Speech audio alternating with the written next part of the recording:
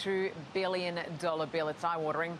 Joining us to discuss today's headlines is Independent MP Dai Le and ALP National President Wayne Swan, who is in Brisbane. So, Wayne, I want to start off just by asking you how you and your family are dealing. I mean, you guys are in for the firing line.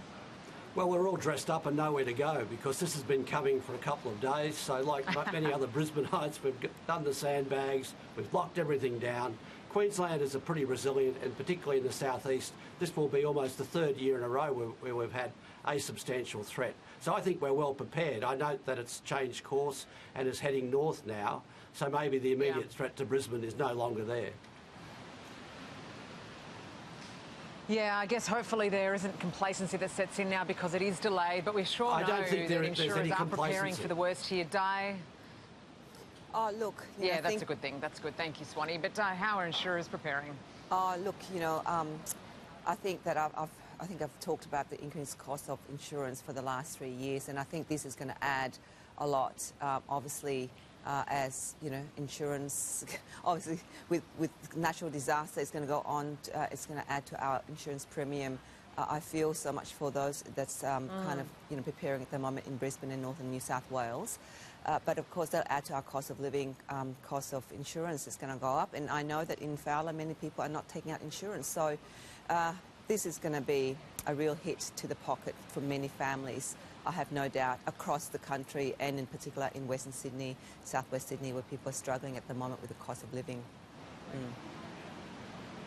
Yeah, those premiums can be debilitating, that's for sure. Wayne, the PM has pledged $1 million in recovery grants to every local council that's going to be affected here. Do you reckon that'll be enough? Well, we'll find out. I think the resources will be provided. This is a huge event. The federal government, the state government and local government are working together really closely. I'm very encouraged by that. We've done it before and we can do it again. Queenslanders are pretty resilient, and I think we'll get through this as well as we possibly can. Sarah, can I add about All right, Peter Dutton is... Yeah.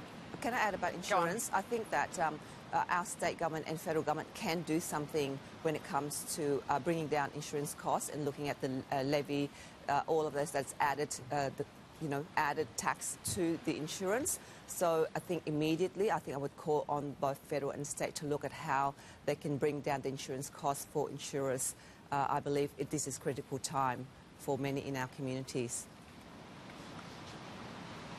Yeah, that's for sure. Well, there has been some political fallout as well because of Cyclone Alfred. Peter Dutton coming under fire for leaving his home state of Queensland to attend that lavish fundraiser in Sydney. Di, it's not a great look. Oh, look, I think as a member of parliament of your electorate, you should know the needs of your electorate, and that's a great thing about me being an independent.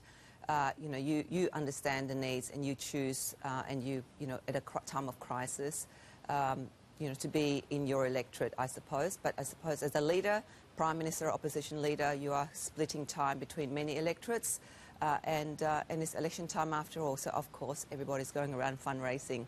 But that's up to the opposition leader and the Prime Minister of the day.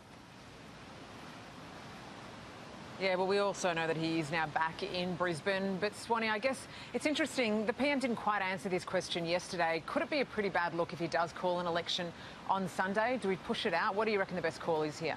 Well, the first point is that Peter Dutton showed very poor judgment in flying straight to Sydney from that emergency briefing, because at that stage the threat was imminent in Brisbane. Secondly, in terms of the Prime Minister calling the election, I'm sure he'll do the right thing. As you know, we've got to have one in the next couple of months. So it's not an option not to have one. So we'll see how he goes. What would you do, Swanee?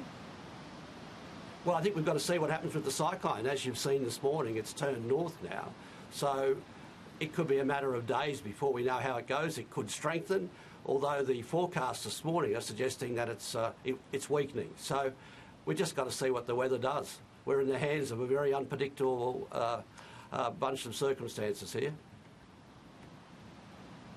Yes, that's for sure. Mother Nature might have other ideas. We'll see how it plays out. But just very quickly, Di, obviously everyone is in campaign mode now. Labor candidates, it's been reported this morning, are using blue and purple campaign colours instead of the traditional red in their mail-outs.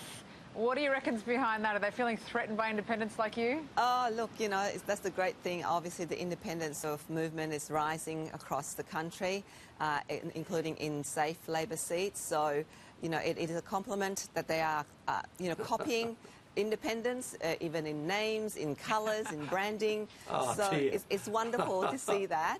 And that just shows that the Labor brand is just really diminishing. That's mine, as well as obviously rubbish. major parties. Yeah. You think so, Wayne? You think Yeah, it's rubbish? we're using green and gold, interesting actually. We're move, using the Medicare colours, which Medicare. I'm sure plenty other people are using as well. Medicare colour, right, okay. Yeah. Yes, I think Palmer among them. All right, guys, we have run out of time. Thank you both so much for joining us.